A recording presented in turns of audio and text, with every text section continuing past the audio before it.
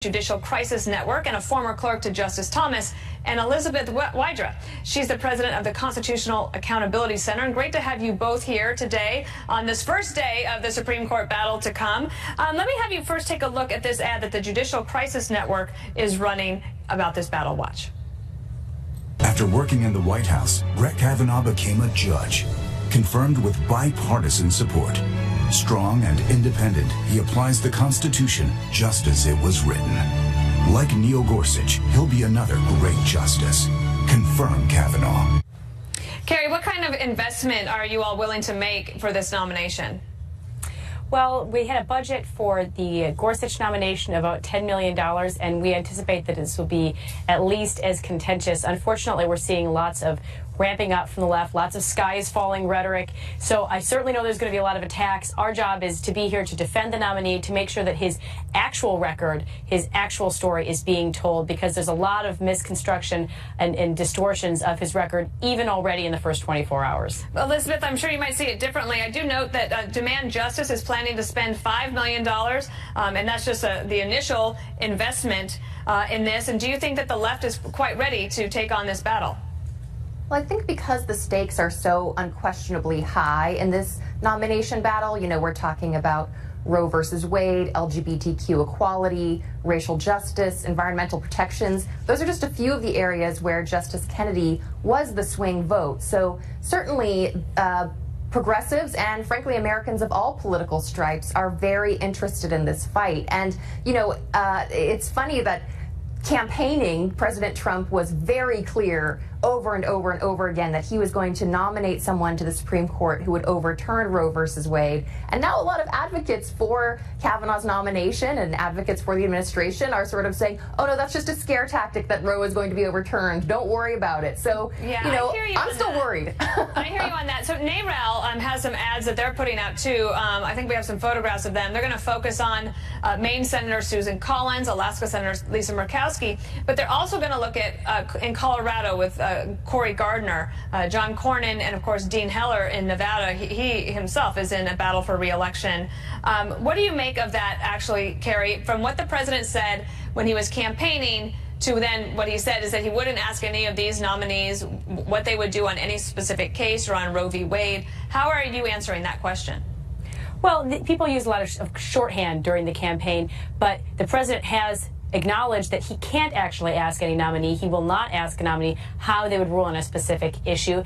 And frankly, I think pretending that this is going to be the fifth vote really doesn't take into account the full span of the justices in the court. Right now, Chief Justice Roberts is the swing vote with Justice Kennedy's retirement. He is the kind of person, he's an incrementalist. He wants to move step by step. I think even in the unlikely chance you had a head-on challenge to Roe come to the court, which I don't think is likely, you would not have Chief Justice Roberts saying, I want to be the one who's the fifth vote. So I think Justice Kennedy is what everyone, including Collins, has said. I'm going to have to stop you there. Elizabeth, we'll come back to you if we can. Senator McConnell is speaking now. Let's go to that line. All over the country have been rolling in, not just from people that are conservative, but others as well, about his brilliance, his talent, his temperament, all the things that the American people would like to have in a judge, somebody who's clearly over the years tried to follow the laws as it was written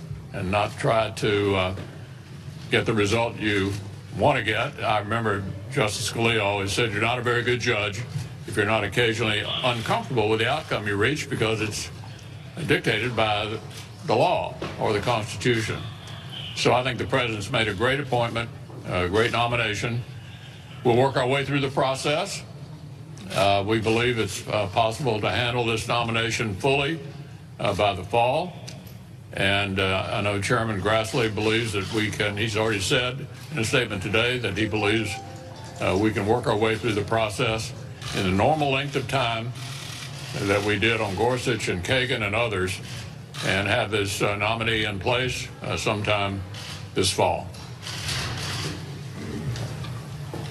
I know people must be wondering what in the world is going on where Senate Democrats are opposing a nominee yet to be named, where unfortunately it's pretty clear, we saw this with Judge Gorsuch as well, that Democrats, given the current state of their politics, are unwilling to defy their base and vote for well-qualified nominees, so they find it a safer political position for them to take, to say they will oppose all nominees by President Trump.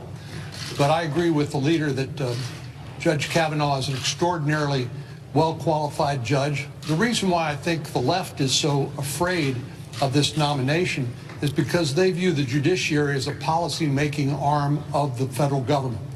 We disagree, and we're in good company with people like James Madison and Alexander Hamilton and the founders, who viewed the judiciary as what they called the least dangerous branch, because they aren't the policy-making arm of the government. It's Congress, and it's the executive branch. That's where policy needs to be made. And so we need good judges like Neil Gorsuch and like Brett Kavanaugh, who will interpret the law as written, not as they would wish it to be, or view themselves sort of a legislator wearing a black robe so they can dispense policy without having to bother with elections or electoral accountability. All right, that was Senator McConnell and Senator Cornyn after their policy luncheon, and I believe we still have our panel, Elizabeth Wydra and Carrie Severino. Thank you for sticking around. All right, Elizabeth, let me go to you then. You just heard the senators. They're trying to make this sound like it's all systems go, everything's fine, situation perfectly normal. Do you think that will cut it? Well, I think we are in an unusual situation. This is an unusual president who made promises and stated litmus tests about the kind of justice he would nominate to the Supreme Court. And so that's why we're here. And, you know, there's a difference between legislating from the bench, which I agree is not the appropriate role of the judge, and being the bulwark of liberty that the founders intended the court to be.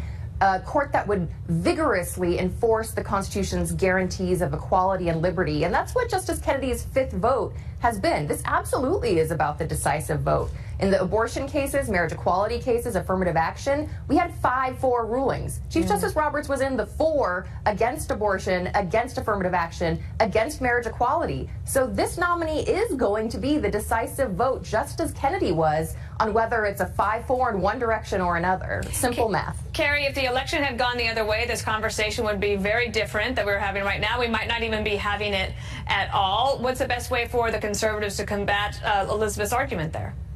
Well, if the election had gone the other way, there would already be a 5-vote liberal majority in the court, and it would just be about cementing that further. I think that's the reason more than 1/5 of Americans went to the polls, said they wanted President Trump to be the one to appoint the next Supreme Court justice. This is really just his second chance at fulfilling that promise, and it's something that was one of his most popular issues with the American people. I'm so thrilled he's appointed someone like Justice Gorsuch, because all of these issues, we're speculating. We don't know what Justice Gorsuch, Justice Kavanaugh would do on the court. And so what we do know is he has a record 300 cases he's decided. We can look at how he applies the law, he applies the Constitution. He's so principled, an excellent writer. I think that no one should have to be concerned that this is someone who's going to substitute their own views here. All right, Carrie and Elizabeth, thanks for sticking around. Great to be here.